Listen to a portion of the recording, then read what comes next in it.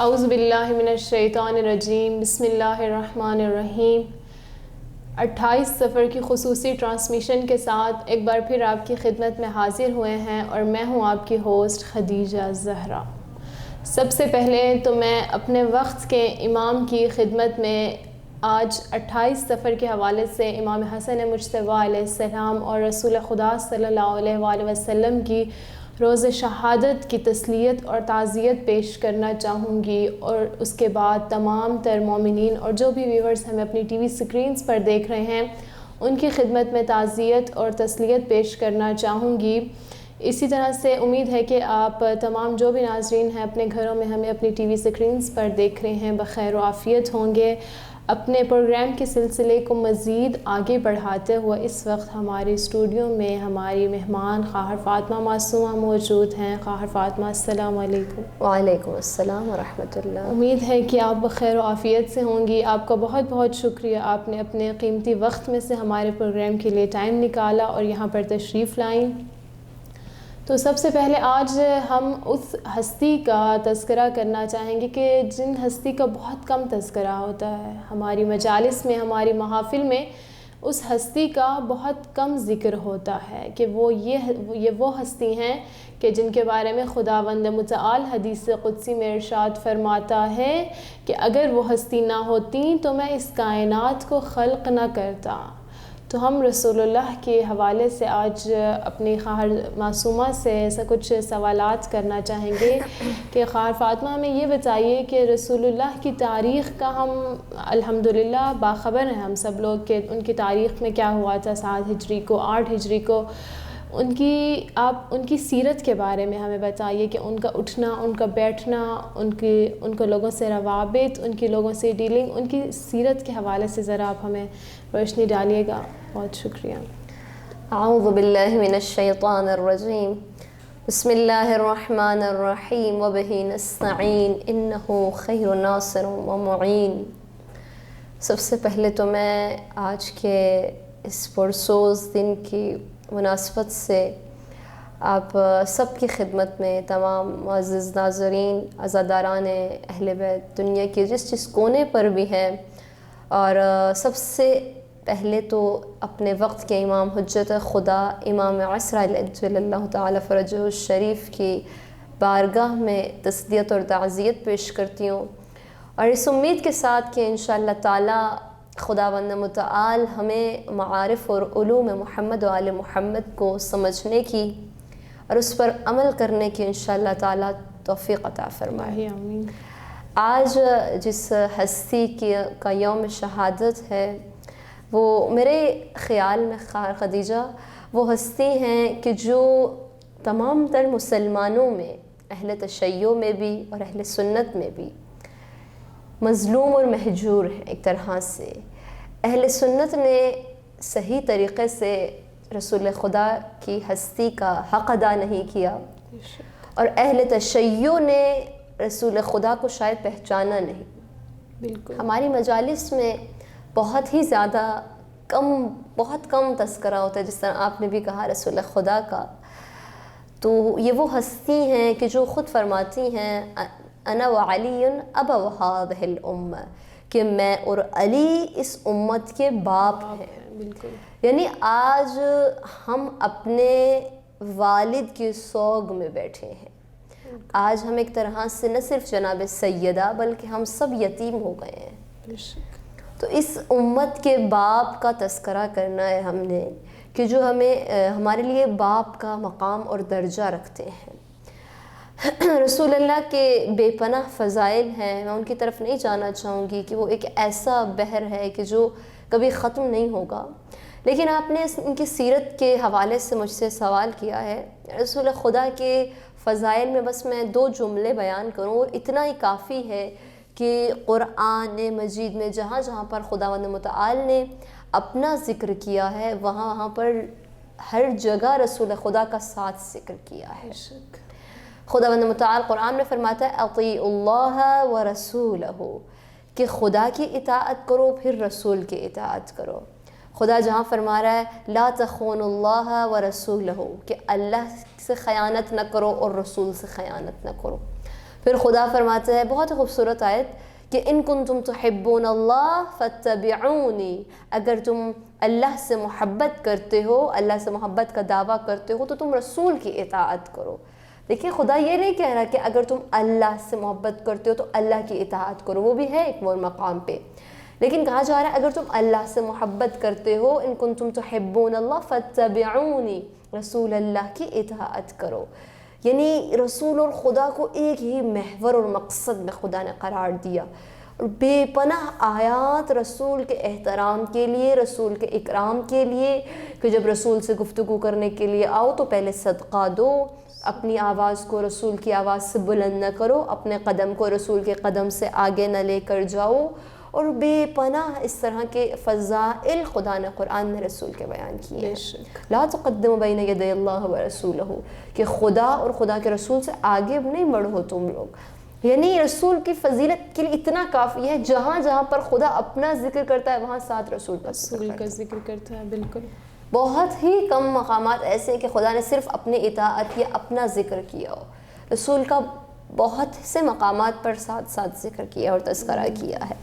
اب یہ رسول، یہ ہستی کہ جن کے بارے میں قرآن فرماتا ہے وَمَا يَنْتِقُ عَنِ الْهَوَىٰ، کہ جو اپنے ہوائے نفس سے کچھ نہیں بولتے، اِنْ هُوَ إِلَّا وَحْيٌ يُوحَىٰ، کہ جن پر جب تک وحی نازل نہیں ہوتی۔ اب اپنی ہوائے نفس سے جو کچھ بھی رسول بولتے ہیں وہ خدا کی وحی ہوتی ہے۔ اب یا تو وہ قرآن کی صورت میں ہو سکتا ہے کہ قرآن نازل ہوا وحی کی صورت میں، اور جو کچھ بھی رسول کی زبان سے خارج ہوتا ہے یا وہ قرآن ہے یا وہ حدیث ہے، ٹھیک ہے؟ بالکل۔ اور قرآن خدا کی طرف سے وحی ہے، اور حدیث بھی خدا کی مرضی سے رسول کلام کرتے ہیں، جس کے فضائل بتا دیں، جس کے لیے تاکید کر دیں، جس کی مذمت کر دیں، جس کے بارے میں کچھ کہہ دیں، وہ عین کلام الہی ہے۔ بے شک۔ پھر خدا اس رسول کے بارے میں قرآن میں فرماتا ہے کہ جو کچھ رسول تمہیں دیں، جو کچھ دیں اس کو لے لو، اور جس چیز سے منع کرے اس سے منع ہو جاؤ۔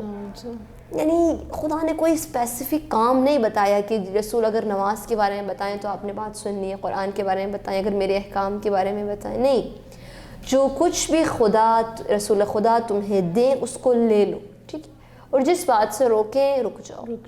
یہ رسول کے کچھ آیات سے رسول خدا کے فضائل میں نے بیان کرنے کی مختصراً کوشش کی، لیکن اب اگر سیرت رسول پر آئیں تو اس کے لیے میں ایک حدیث کا سہارا لوں گی۔ بہار الانوار جلد نمبر 16 سے یہ حدیث میں بیان کر رہی ہوں۔ جلد نمبر 16 میں یہ حدیث ہے کہ ایک مرتبہ امام حسین علیہ السلام نے، سید الشہداء نے، اپنے بابا سے، امیر المومنین سے ایک سوال کیا۔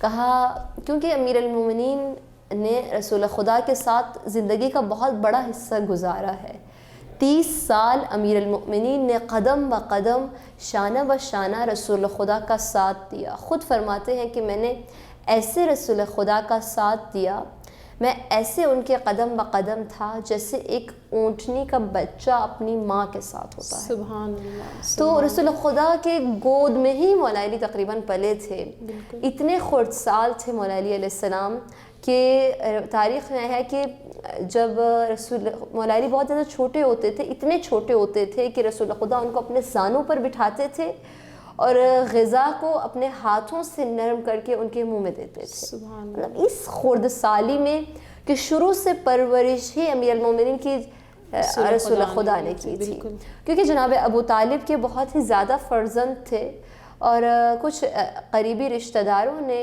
ابو طالب علیہ السلام کے کچھ فرزندوں کو فرزندی میں قبول کر لیا تھا اور ان کی تربیت اور پرورش کرتے تھے۔ تو جناب رسول خدا اور جناب خدیجہ نے امیر المومنین کو فرزندی میں قبول کر لیا، ان کی تربیت کرتے تھے۔ اب یہ ہستی، یہ امام کہ جو بچپن سے، جو تقریباً پیدا ہونے کے، اب ایک بچے کو جب ہم غذا نرم کر کے کھلاتے ہیں تو کتنی اس کی عمر ہوتی ہوگی؟ شاید 2 سال، بہت خرد سال، 1.5-2 سال عمر ہوتی ہے بچے کی۔ تو اس عمر سے رسول خدا کے ساتھ ساتھ قدم بہ قدم امیر المومنین تھے، اور انہوں نے ایک لمحے کے لیے بھی رسول خدا کو ترک نہیں کیا۔ بہت سارے اصحاب ترک کر جاتے تھے لیکن امیر المومنین نے ان کو ترک نہیں کیا۔ اب مولا علی سے جناب سید الشہداء امام حسین علیہ السلام سوال کرتے ہیں کہ بابا مجھے رسول خدا کے بارے میں کچھ سوالات آپ سے پوچھنے ہیں، ان کا جواب دیں مجھے، کیونکہ رسول خدا جب دنیا سے رخصت ہوئے، جب دنیا سے گئے تو امام حسین کی عمر 6 سال تھی، بہت ہی کم سن تھے، تو زیادہ رسول خدا کی زندگی کو امام حسین نے نہیں دیکھا تھا۔ امیر المومنین زیادہ ہوتے تھے رسول خدا کے ساتھ، تو مولا امام حسین نے یہ سوال کیا بابا مجھے رسول خدا کے بارے میں کچھ سوالات آپ سے پوچھنے ہیں، ان کا جواب دیجیے۔ اب یہ 3 سوال ہیں، ان کو میں بتاتی ہوں آپ کی خدمت میں، غور کیجیے گا، توجہ کیجیے گا، میری آج گفتگو کا موضوع ہی یہی ہے، یہی بات آپ تک پہنچانا چاہ رہی ہوں کہ رسول اللہ کی سیرت کو ہم ان 3 جملوں سے لے لیں۔ بہت ہی قیمتی حدیث ہے، بہت ہی خوبصورت حدیث ہے۔ مولانا نے فرمایا بابا اخبرنی عن مخرج مدخلے، کہ مجھے رسول اللہ کے مدخل سے، مطلب وہ گھر میں کس طرح رہتے تھے، خبردار کریں، مجھے بتائیں کہ کس طرح رسول اللہ گھر میں رہتے تھے۔ پھر دوسرا سوال کیا اخبرنی عن مخرجہ، کہ مجھے خبردار کریں، مجھے بتائیں کہ رسول خدا باہر کیسے رہتے تھے، لوگوں سے کیسے رویہ اختیار کرتے تھے، کیسے ڈیل کرتے تھے۔ اور تیسرا سوال امام حسین علیہ السلام نے کیا اخبرنی عن مجلس سے، کہ مجھے بتائیں رسول اللہ کی محفلیں کیسے ہوتی تھیں، ان کی مجلسیں کیسے ہوتی تھی، ان کی بیٹھنے کی جگہ ان کے اصحاب کے ساتھ کیسے ہوتی تھی۔ اب یہ 3 سوال امام حسین علیہ السلام نے جب کیے تو امیر المومنین علیہ السلام نے بتانا شروع کیا۔ امیر المومنین نے بتایا کہ جب پہلے سوال کا جواب اخبرنی عن مدخلے، اب دیکھیں کسی انسان کو آپ باہر سے تو دیکھتے ہیں، ٹھیک ہے، بہت سارے لوگ ہوتے ہیں جن کو ہم باہر سے دیکھ رہے ہوتے ہیں، لیکن ان کے گھر کا ہمیں نہیں پتہ ہوتا کہ وہ کیسے ہیں۔ اب آپ لوگ مجھے باہر سے دیکھتے ہیں، میں باہر ایسی ہوں، لیکن آپ یہ نہیں جانتے کہ میرے گھر میں کیسی ہوں، یا کوئی بھی فرد ہے، ہم باہر سے اسے دیکھتے ہیں، گھر کے مزاج کا نہیں معلوم، گھر کا مزاج بہت سارے لوگوں کا الگ ہوتا ہے اور باہر کا مزاج الگ ہوتا ہے۔ اب یہ سوال مولا علی سے کیا جا رہا ہے، یعنی مولا علی رسول خدا کو گھر میں بھی جانتے تھے اور باہر بھی جانتے تھے۔ تو مولا نے فرمایا کہ رسول خدا اپنے وقت کو 3 حصوں میں گھر میں تقسیم کرتے تھے۔ دیکھیں ہم کر سکتے ہیں ایسے 3 حصوں میں تقسیم، یعنی 3 حصوں میں تقسیم کرتے تھے۔ جزء للہ، کہ ایک جز رسول اللہ کے لیے خاص کر دیتے تھے، اللہ کے لیے اس وقت کو مختص کر دیتے تھے۔ کہ ایک مرتبہ ام المومنین جناب ام سلمہ فرماتی ہیں کہ میں نے دیکھا رات کا وقت ہے اور رسول خدا اپنے بستر پر موجود نہیں ہے، میں جب گئی میں نے دیکھا کہ رسول اللہ خاک پر سجدہ کر رہے ہیں اور اتنا گریہ کر رہے ہیں، اتنا شدت سے گریہ کر رہے ہیں۔ جب گریہ کرتے ہوئے تو میں نے ان کی دعائیں سن لی، وہ کچھ دعا کر رہے تھے، تو میں نے سنا 3 دعائیں رسول خدا کر رہے تھے۔ پہلی دعا یہ کر رہے تھے کہ خدایا جو گناہ میں نے آج تک نہیں کیے، مجھے ان گناہوں کی کرنے کی توفیق اب بھی عطا نہ کرنا، کہ میں کبھی دوبارہ ان گناہوں میں میں ان گناہوں میں مبتلا نہ ہو جاؤں۔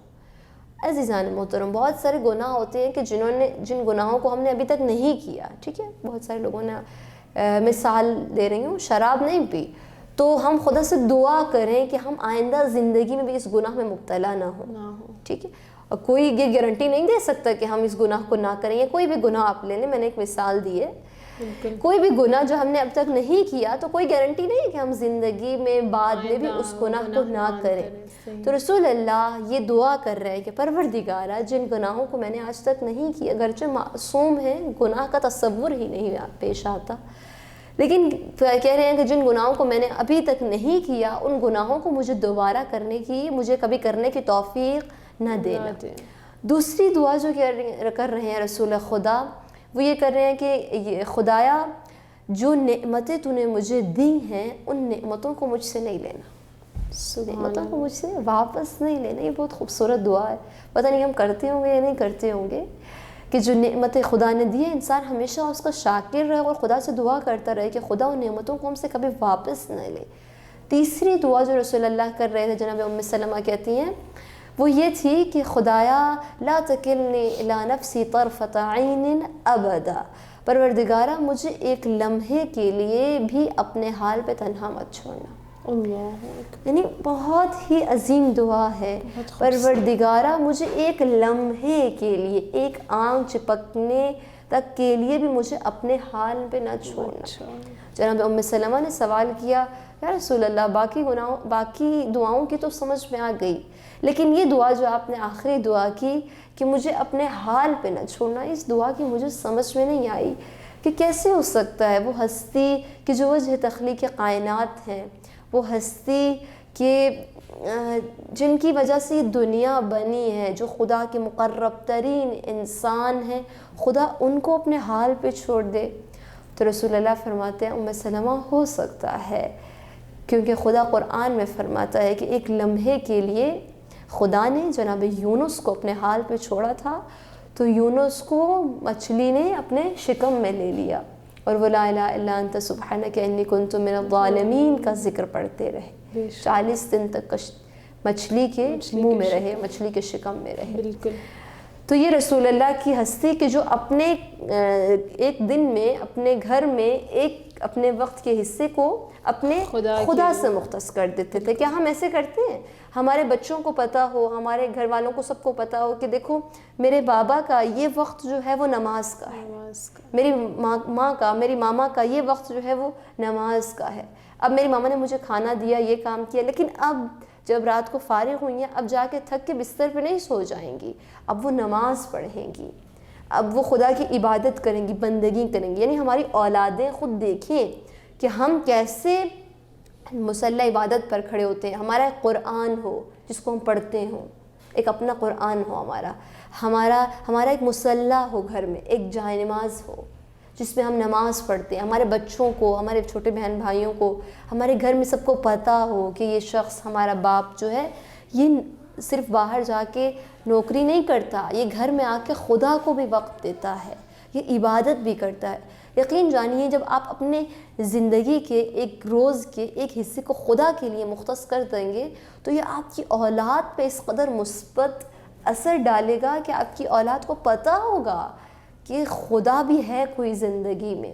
ایسا نہیں کہ بچوں کو صبح اٹھایا، تیار کیا، اسکول بھیجا، ناشتہ کرایا، پھر دوپہر میں کھانا، رات میں کھانا، سب کچھ ختم. بچوں نے تو دیکھا ہی نہیں آپ کی عبادت، بچوں نے تو دیکھا ہی نہیں آپ کب نماز پڑھ رہے، انہوں نے سیکھا ہی نہیں. اور پھر جب وہ بچے بڑے ہوں گے وہ دیکھیں ان کو اب جب کہیں گے نماز پڑھیں تو بچوں نے جب بچپن سے دیکھا نہیں ہوگا آپ کو مناجات کرتے ہوئے، آپ کو خدا کی بارگاہ میں روتے ہوئے. میں نہیں کہہ رہی کہ بچوں کی خاطر روئیں، بچوں کی خاطر عبادت کریں، یہ نہیں کہہ رہی، لیکن کہہ رہی ہوں کہ یہ گھر کا ماحول ہونا چاہیے، ایک بچوں کی تربیت ہے، عملی تربیت ہے. ٹھیک ہے. پھر جب بچہ بڑا ہو گیا، لڑکا 15 سال کا ہو گیا، لڑکی 10-12 سال کی ہو گئی، اس سے کہا جا رہا ہے کہ نماز پڑھو، اس کے لیے بہت مشکل ہے. آپ نے جب بچے کو اپنے ساتھ کھڑا کر کے بچپن سے 5-6 سال کی عمر میں وضو نہیں سکھایا، اپنے نماز نہیں سکھائی، اپنے ساتھ کھڑا کر کے نماز نہیں پڑھائی، تو 10-12 سال کے بعد آپ کی توقع نہ کر رکھیں کہ وہ بچہ خود بخود کھڑا ہو کے مسلح عبادت پہ کھڑا ہو جائے، نماز پڑھے. ٹھیک. تو امیر المومنین فرماتے ہیں مختصراً کہ رسول اللہ خدا کی زندگی کا ان کے گھر میں جو ایک وقت ہوتا تھا وہ خدا کے لیے ہوتا تھا. اب جزء للہ جزء لأہلہ، اب ایک حصہ جو ان کے وقت کا ہوتا تھا وہ اپنے خانوادے کے لیے ہوتا تھا، ان کی فیملی کے لیے ہوتا تھا، گھر والوں کے لیے ہوتا تھا. وہ رسول کہ جو جبرائیل سے بھی باتیں کرتے تھے، وہ رسول اپنے بیوی بچوں کے ساتھ بھی بیٹھ کے باتیں کرتے تھے. بالکل. وہ رسول اپنے گھر والوں کو بھی ٹائم دیتے تھے، محبت کرتے تھے اپنے گھر والوں سے، ان کو ٹائم دیتے تھے، ان کو وقت دیتے تھے، ان کی پسند ناپسند کا خیال رکھتے تھے.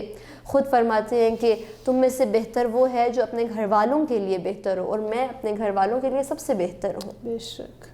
تو رسول اللہ نے اپنے گھر والوں کو، اپنی فیملی کو بہت ہی زیادہ اہمیت دی. اب آج کل کے دور میں دیکھیں آپ، گھر کے کسی مرد کا اچھا پوسٹ ہے، اچھی پوسٹ ہے، اس کی اچھا مقام ہے، معاشرے میں لوگ پوچھتے ہیں، چاہے عالم ہیں، چاہے مجتہد ہیں، چاہے ڈاکٹر ہیں، انجینئر ہیں، کوئی بھی جاب ہے، ذرا سی مصروفیت بڑھ جاتی ہے، اپنی فیملی کو، گھر والوں کو ٹائم دینا بھول جاتے ہیں. میرے پاس تو ٹائم ہی نہیں ہے، میرے پاس تو وقت ہی نہیں ہے.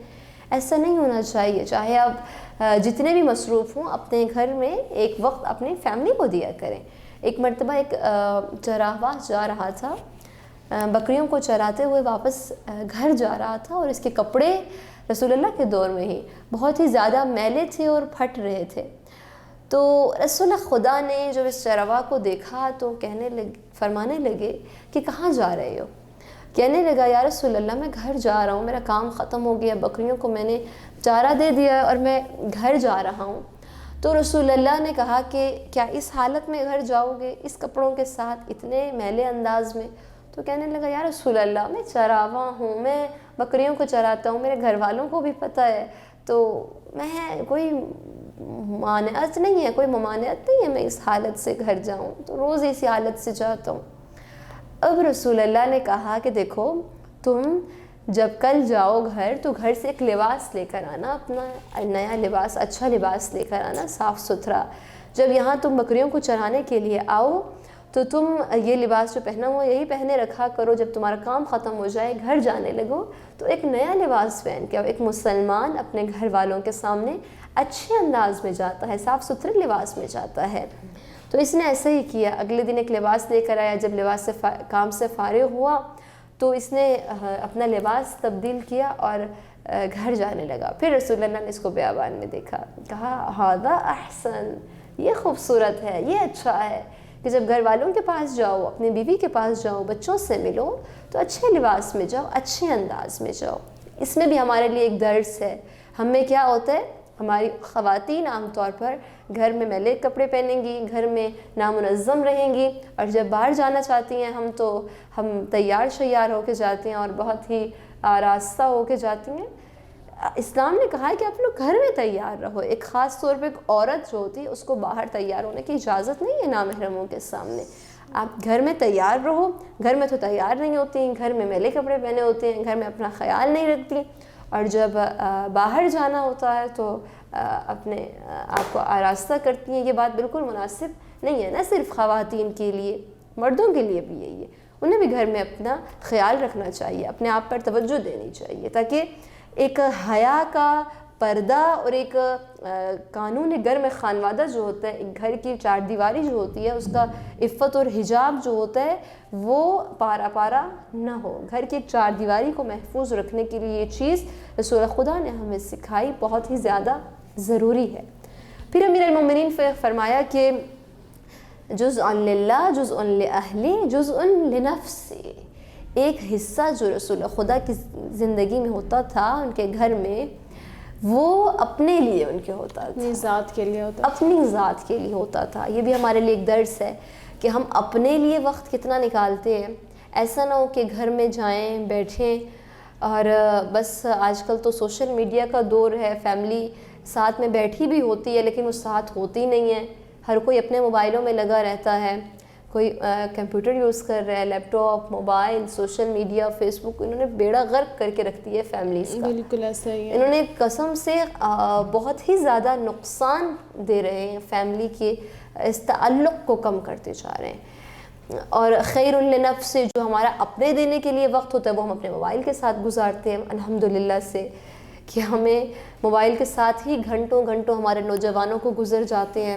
رات کو سوتے تک واٹس ایپ چیک کر رہے ہیں, صبح اٹھنے سے پہلے واٹس ایپ چیک کر رہے ہیں. اور تو رسول امیر المومنین نے کہا کہ ہمیں زندگی میں ہمارے رسول خدا کی جب دیکھتے ہیں تو ایک حصہ ان کے اپنے نفس کے لیے ہوتا تھا. پھر امیر المومنین علیہ السلام فرماتے ہیں کان دائم البشر, کہ امیر المومنین رسول اللہ جو تھے وہ ہمیشہ مسکراتے رہتے تھے.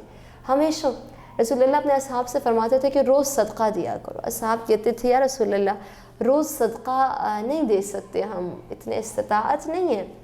تو رسول اللہ فرماتے تھے کہ ایک مسلمان کا اپنے مسلمان بھائی کے چہرے پر دیکھ کے مسکرانا صدقہ ہے. بالکل, تو یہ صدقہ ہے. ہم مسکرا کے دیکھیں, کب ہم کس طرح اپنے آس پاس کے لوگوں سے بات کرتے ہیں, ہمارے مسکراہٹ ہمارے چہرے پہ نظر ہی نہیں آتی. تو رسول اللہ مسکراتے تھے ہمیشہ. اور رسول اللہ کی ایک اور صفت جو بیان کی ہے, مختصراً بیان کرتی جاؤں, دیکھیے کھانا سہل الخلق, کہ رسول اللہ جو تھے وہ بڑے نرم مزاج تھے, سخت گیر نہیں تھے. ایک مومن کبھی سخت گیر نہیں ہوتا, کبھی بھی سختی نہیں کرتا. ایک مرتبہ انس ابن مالک نے رسول خدا کو مسجد میں دعوت دی، افطار کی دعوت دی اور کہا کہ آپ افطاری کرنے کے لیے روزہ تھا ان کا، میرے گھر آئیے گا۔ اب رسول اللہ نے جب مسجد میں نماز پڑھائی تو نماز کے بعد لوگ مسئلے پوچھنے آ گئے، سوال پوچھنے آ گئے، اور رسول خدا مصروف ہو گئے، دیر ہو گئی انہیں مسجد میں۔ انس گھر میں انتظار کرتا رہا کہ آئے گے رسول اللہ۔ جب کافی انتظار کرنے کے بعد مایوس ہو گیا تو اس نے جو افطار بنایا تھا، کھانا بنایا تھا، خود کھا لیا۔ اب رسول اللہ، اب سوچیں ہم میں سے کوئی ایسا ہوتا تو بڑے ناراض ہونا تھا ہم نے۔ اب جب انس کے گھر گئے اور کہا کہ اچھا افطاری لے کر آؤ، معذرت چاہتا ہوں دیر ہو گئی، مسجد میں لوگ سوال پوچھنے لگ گئے۔ تو انس کہتا ہے کہ اب وہ تو ہم نے کھا لیا رسول اللہ، آپ نے اتنی دیر کر دی، مجھے لگا آپ نے افطاری کر لی ہوگی مسجد میں۔ رسول اللہ نے کہا کوئی بات نہیں، پانی لے کر آ جاؤ۔ پانی پیا، سو گئے، ختم۔ ایسا اخلاق، ایسا کردار۔ آج رسول اللہ کی شہادت کے دن ہم کچھ سیکھیں اپنی زندگی میں۔ یہ حدیث جو میں نے بتائی ہے اس کو ہم اپلائی کریں، کوشش کریں اپلائی کرنے کی۔ پھر آخری بات جو مولا علیہ السلام نے فرمائی وہ یہ تھی کہ رسول خدا کبھی سرزنش نہیں کرتے تھے، عیب جوئی نہیں کرتے تھے لوگوں کی۔ کبھی بھی کسی سے کوئی عیب دیکھ لیتے تو ہم کیا کرتے ہیں، ہم فوراً عیبوں کا انتظار کر رہے ہوتے ہیں کہ جیسے کسی کا عیب نظر آئے ہم فوراً اس کو ٹوکتے ہیں، آشکار کر دیں۔ ایک مرتبہ ایک نوجوان مسجد میں نماز پڑھ رہا تھا رسول اللہ کے مسجد النبی میں، رسول اللہ کے سامنے، اور یہ نماز پڑھتے ہوئے شاید صحیح سے طریقہ نہیں آتا تھا، اس سے نماز پڑھتے ہوئے بیچ میں باتیں کر رہا تھا، نماز پڑھ رہا تھا، باتیں کر رہا تھا۔ اب اصحاب نے دیکھا، بڑا غصہ آیا ان کو کہ یا رسول اللہ یہ کیسی نماز پڑھ رہا ہے، نماز میں گفتگو کر رہا ہے، باتیں کر رہا ہے۔ اب ہم ہوتے تو شاید پتہ نہیں کس طرح اس پہ تنقید کرتے۔ رسول اللہ نے کہا تم خاموش ہو جاؤ۔ اب جب نماز ختم ہوئی اس جوان کی تو رسول اللہ نے اس انداز میں اس سے بتایا، فرمایا الصلاۃ ذکر و دعاء و قرآن، کہ اے جوان نماز جو ہے وہ ذکر ہے، دعا ہے یا قرآن ہے۔ یعنی کس طرح بتایا کہ نماز یہ تین چیزیں، ان تین چیزوں سے باہر کوئی نہیں ہے، خارج نہیں ہے، اندر جو گفتگو کر رہے ہو تم وہ اس تین چیزوں میں نہیں ہے۔ تو رسول اللہ نے اس طرح اس نوجوان کو بتایا۔ تیسرا سوال جو امام حسین نے کیا تھا وہ یہ تھا کہ اخبرنی عن مجلس سے، کہ مجھے بتائیں رسول خدا کی مجلس کیسے تھی، ان کی محفل کیسے ہوتی تھی، کیسے بیٹھتے تھے، کیسے ان کی محفل ہوتی تھی۔ تو امیر المومنین نے فرمایا کان مجلسہ مجلس حلم و صدق و حلم و صدق و امانہ، کہ رسول اللہ کی مجلس تو ہوتی تھی وہ صبر کی، بردباری کی، صداقت کی اور امانت کی مجلس ہوتی تھی۔ مطلب کوئی بھی رسول اللہ کی مجلس میں ان کے سامنے بیٹھ کے بے ادبی نہیں کرتا تھا، بے صبری نہیں کرتا تھا۔ ایک مرتبہ ایک شخص آیا سائل مانگنے کے لیے رسول اللہ کی خدمت میں۔ جب کچھ مانگا تو رسول خدا نے کہا ابھی میرے پاس کچھ نہیں ہے تمہیں دینے کے لیے، تو میرے پاس کچھ نہیں ہے۔ تو اس نے بے ادبی کی، رسول اللہ کے چہرے پر نعوذ باللہ اپنا لعاب دہن پھینک دیا۔ اب جب یہ منظر اصحاب نے دیکھا تو اصحاب تاب نہ لا سکے۔ وہ اصحاب کہ جو رسول اللہ کے وضو کا پانی تبرکاً اٹھاتے تھے، انہوں نے جب یہ منظر دیکھا تو انہیں بہت برا لگا، اتنے غیظ و غضب میں آ گئے، یا رسول اللہ ہمیں اجازت دیجیے ہم اس کی گردن ابھی اڑا دیتے ہیں۔ رسول اللہ نے کہا نہیں رکو۔ رسول اللہ نے نماز پڑھی، اس کو اپنے گھر لے کے گئے، کھانا کھلایا، پیسے دیے، اس کو رات کو سلایا، اس کا خیال رکھا، اور صبح کہا کہ جاؤ اب جاؤ۔ کہا اگر میں نے تمہیں وہاں پر چھوڑ دیا ہوتا تو میرے اصحاب نے تمہیں زندہ نہیں چھوڑنا تھا، اگر میں لے کے آیا ہوں تمہیں تو تمہاری خاطر لے کے آیا ہوں۔ تو یہ تھا رسول اللہ کا اخلاق، اتنی بے ادبی کرتے تھے رسول اللہ نے۔ بہت مشکلات صحیح ہیں، بہت لوگ بے ادبی کر جاتے تھے، لیکن رسول کا اعلیٰ اخلاق تھا، انک لعلی خلق عظیم کی مالک ہستی تھی، کبھی بھی کسی سے غیر اخلاقی یا اس طرح کی کوئی بات نہیں کرتے تھے۔ تو یہ رسول اللہ کے مختصراً سیرت میں نے آپ کی خدمت میں بیان کرنے کی کوشش کی۔ جی خواہر معصوم، آپ کو بہت بہت شکریہ، آپ نے بہت خوبصورت انداز میں رسول اللہ کی سیرت کا ایک مختصر سا خاکہ پیش کیا ہماری خدمت میں، ناظرین کی خدمت میں۔ بہت ہم آپ کے اس گفتگو سے مستفیض ہوئے، بہرہ مند ہوئے۔ اس کے بعد ایک اور سوال عموماً جو ہمارے ذہنوں میں آتا ہے، اور بہت سے لوگ بھی ہمارے سے اس سوال کے بارے میں پوچھتے ہیں کہ رسول خدا کی شہادت ہوئی تھی یا رحلت ہوئی تھی؟ اکثر ہم لوگوں سے بھی یہی سنتے ہیں کہ ان کی وفات ہوئی تھی، ان کی رحلت ہوئی تھی۔ بہت سی کتابوں میں بھی ہمیں یہی دیکھنے کو ملتا ہے کہ ان کی رحلت ہوئی تھی۔ تو اگر ہم دیکھیں تو جس طرح سے ہمارے باقی تمام ائمہ کی، باقی معصومین کی شہادت ہوئی ہے، ہمارے ہر معصوم کی، ہر امام کی شہادت ہوئی ہے، تو رسول اللہ کا مقام ہمارے تمام تر ائمہ سے بڑھ کر ہے، ان سب سے بلند تر ہے۔ بالکل ایسے ہی۔ تو جب ان سب کی شہادت ہوئی ہے تو رسول اللہ کی شہادت یا رحلت کے حوالے سے کیا آپ کہنا چاہیں گی؟ رسول اللہ کی بھی شہادت ہوئی تھی، یہ بات علماء میں مشہور ہے اور واضح ہے یہ بات کہ رسول اللہ طبیعی موت سے دنیا سے نہیں گئے تھے۔ صحیح۔ رسول اللہ اپنے اس مقام کے ساتھ شہادت کی رتبہ پا کر دنیا سے گئے تھے۔ اور یہ شہادت کب ہوئی تھی، کب رسول اللہ کو زہر ملا تھا؟ فتح مکہ کے بعد، جو کہ 8 ہجری کے آخر میں ہوئی تھی۔ فتح مکہ میں ایک بوڑھی خاتون نے، ایک یہودی خاتون نے رسول اللہ کو زہر دیا تھا، ایک گوسفند میں گوشت کے تھوڑے سے گوشت میں رسول خدا کو زہر دیا تھا، اور رسول خدا تب ہی متوجہ ہو گئے تھے ان کو زہر دیا گیا ہے۔ کبھی کبھی طبیعت بہت ہی زیادہ خراب ہو جاتی تھی، پھر سنبھل جاتے تھے، پھر خراب ہو جاتی تھی، اور یہ زہر کبھی کبھی اپنے اثرات دکھاتی تھی۔ آخر کار اس زہر سے رسول اللہ تاب نہ لاتے ہوئے شہید ہو کتنا گئے۔ عرصہ مریض رہے تھے رسول خدا؟ 8 ہجری میں ان کو زہر ملی تھی تقریباً، تو 1 سال شاید بمشکل سے۔ ہاں جی، تو رسول اللہ کو 1-1.5 سال تک یہ زہر گاہ بگاہ ان کو تکلیف دیتی تھی، اور ان کو پتہ چلتا تھا کہ زہر کے اثرات نمودار ہوتے تھے۔ تو ان کی شہادت 28 صفر کو مدینہ منورہ میں ہو گئی تھی۔ جی صحیح۔ تو یہ ایک بہت سوال تھا ہم ناظرین کے ذہنوں میں، اور ان کی شہادت کے حوالے سے اگر ہم دیکھا جائے تو میں مختصراً، کیونکہ آج یوم شہادت ہے، ذرا بتا دوں کہ رسول اللہ کی جب زندگی کے آخری لمحات قریب آئے تو رسول خدا جناب سیدہ کے گھر میں تشریف لائے، اور جناب سید بہت ہی زیادہ طبیعت خراب تھی رسول خدا کی، کبھی ہوش میں آتے تھے، کبھی بے ہوش ہو جاتے تھے۔ جناب سیدہ فاطمہ زہرا سلام اللہ علیہا بابا کا سر اپنی گود میں لے کر بیٹھی تھی، اور دروازہ بجا، دق الباب ہوا، اتنے میں تو رسول خدا نے جناب زہرا اپنی جگہ سے کھڑی ہوئی اور جاتی ہیں دروازے پر، دروازہ کھولا، پوچھا، سوال کیا کون ہے؟ تو دروازہ بجانے والے نے، دستک دینے والے نے کہا کہ مسافر ہوں، رسول خدا سے ملنا چاہتا ہوں، اللہ کا بندہ ہوں۔ تو پھر جناب سیدہ نے کہا کہ اے شخص جاؤ، میرے بابا بیمار ہیں، وہ کسی سے مل نہیں سکتے۔ چلا گیا واپس۔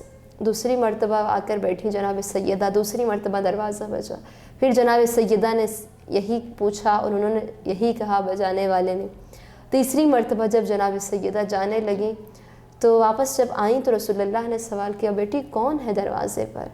جناب سیدہ نے فرمایا کہ بابا کوئی ناآشنا شخص ہے جو کہتا ہے کہ آپ سے ملنا چاہتا ہے، میں نے اسے بتا دیا ہے کہ میرے بابا بیمار ہیں۔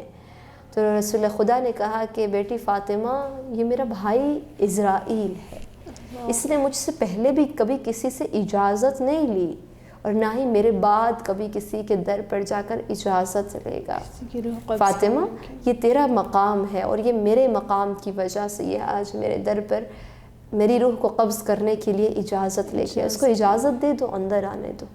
رسول اللہ کی روح قبض ہونے لگی تھی کہ رسول اللہ کا سر امیر المومنین نے اپنی گود میں لیا، اور امیر المومنین سے رسول اللہ فرماتے ہیں کہ یا علی، میری جب روح قبض ہو جائے تو مجھے اپنے سینے سے لگا لینا، اور میرا اپنے ہاتھوں سے غسل اور کفن کرنا، جب تک مجھے دفن نہ کرنا تو میرا ساتھ نہ چھوڑنا، سب سے پہلے میرے جنازے پر یا علی آپ نماز پڑھنا، اور جب تک مجھے دفن نہ کرنا تو مجھے اکیلا نہ چھوڑنا۔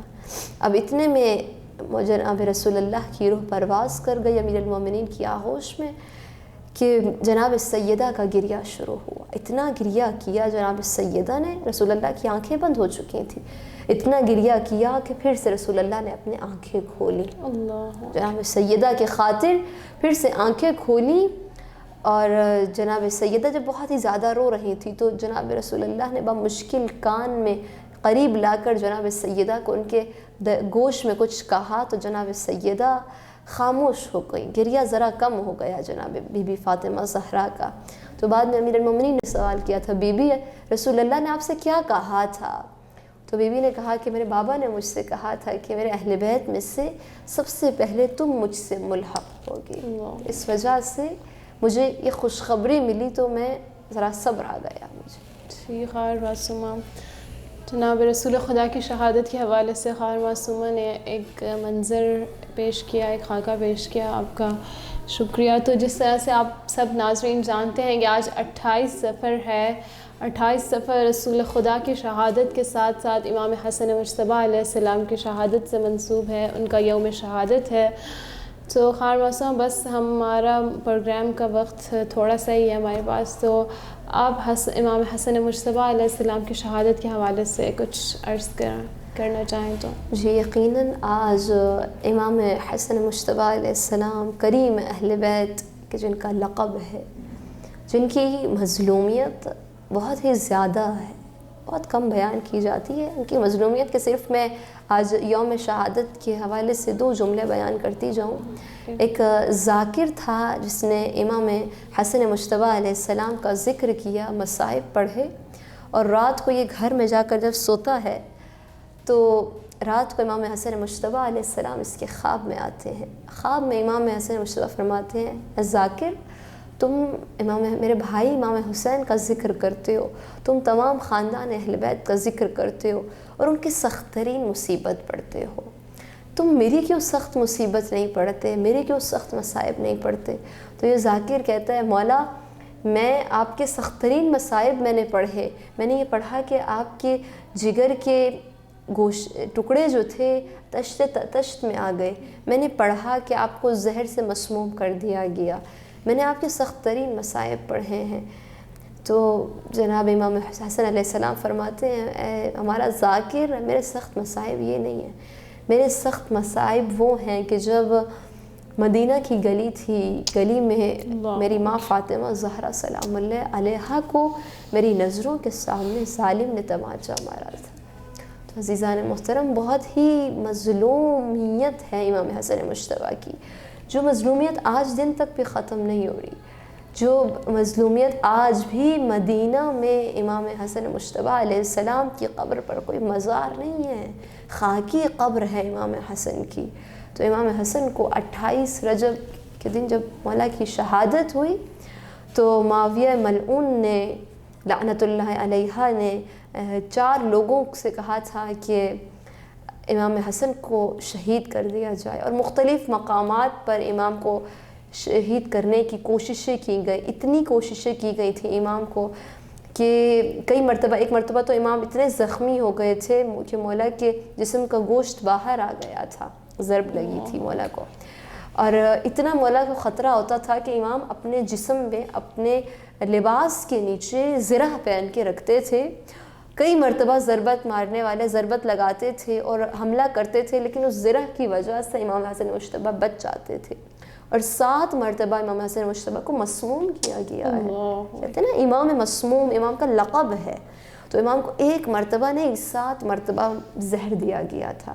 جب بھی زہر دی جاتی تھی تو امام حسن مجتبیٰ اپنے وجود مبارک کو جا کر اپنے نانا کے روزے سے مس کر لیتے تھے اور ان کو شفا مل جاتی تھی. لیکن آخری مرتبہ بنت اشعث نے، جعدہ بنت اشعث نے امام حسن کو جب زہر دیا معاویہ لعنت اللہ علیہ کے حکم سے، معاویہ نے اسے 1 لاکھ درہم پیسے دیے تھے اور کہا تھا کہ جاؤ امام حسن مجتبیٰ کو زہر دے دو، میں تمہاری شادی اپنے بیٹے یزید سے کروا دوں گا.